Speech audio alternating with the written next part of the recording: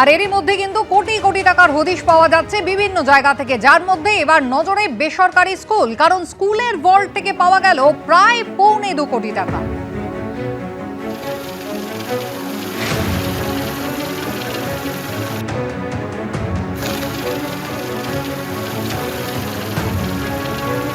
কথা বলবো কাঁচরাপাড়ার হার্নেট English medium school থেকে সরাসরি আমাদের প্রতিনিধি সমীরণ পাল রয়েছেন আমাদের সঙ্গে। সমীরণ, একেবারে স্কুলের ভেতরে যে শুধুমাত্র স্কুলের কাজ নয়, অনৈতিক কাজ হতো এবং সেখানে তৃণমূল কংগ্রেসের পঞ্চায়েতের মাথারা যারা ছিলেন তারা সেই স্কুলের ভেতরে রীতিমতো দল বসিয়ে ঘাঁটি গেড়ে তারা রীতিমতো অনৈতিক কাজ করতেন, এমন অভিযোগ।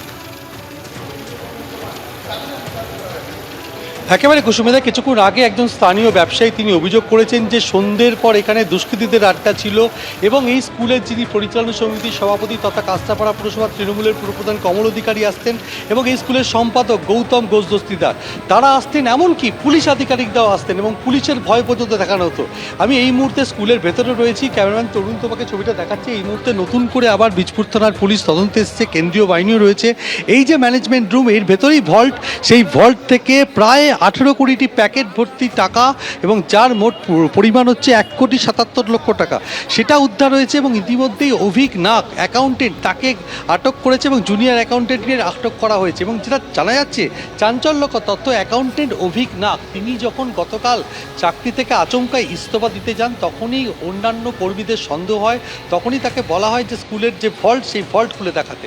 ভল্ট খুলতেই তখন দেখা যায় তাদের চক্ষু চরকা হয়ে যায়, রাশি রাশি টাকা প্যাকেটবন্দি অবস্থায় রয়েছে।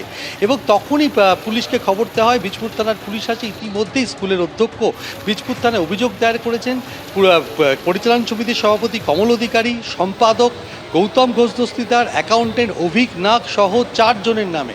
এবং সেক্ষেত্রে স্কুলের অর্থ তছরূপ করা হয়েছে। এবং এত বিপুল পরিমাণ টাকা কোথা থেকে এলো? স্কুল চালানোর জন্য এত নগদ টাকা স্কুলের ভল্টে রাখার কথা নয়, কেননা স্কুল এই ধরনের টাকা তাহলে ব্যাংকে রাখার কথা, কিন্তু এই টাকা কি তাহলে হিসাব বহির্ভূত টাকা?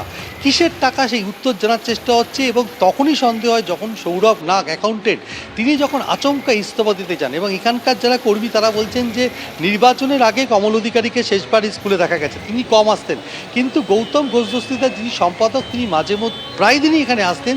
তাকে 24শে এপ্রিলের পর তাকে কেউ দেখেননি এবং স্কুলেরই কর্মী জানাচ্ছেন। এবং এই গৌতম ঘোষ দস্তিদারের কাছে বিভিন্ন সময় বিভিন্ন পুলিশ আধিকারিকরা দেখা করতে আসতেন, এমনই চাঞ্চল্যকর অভিযোগ করছেন স্থানীয়রা। এবং পুলিশের ভয় দেখানো হতো। এবং পুস্তক ব্যবসায়ী তিনি অভিযোগ করছেন তিনি কয়েক বছর ধরে বই বিক্রি করেছেন এই স্কুলে, 18 লক্ষ টাকা পান, তার জন্য তিনি বহুবার এসেছেন কিন্তু সেই টাকা ফেরত পাননি।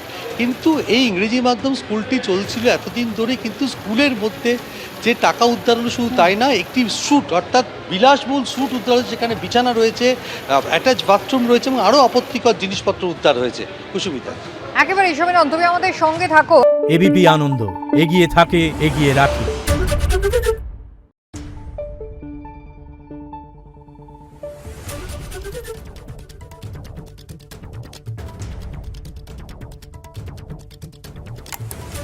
Thank you.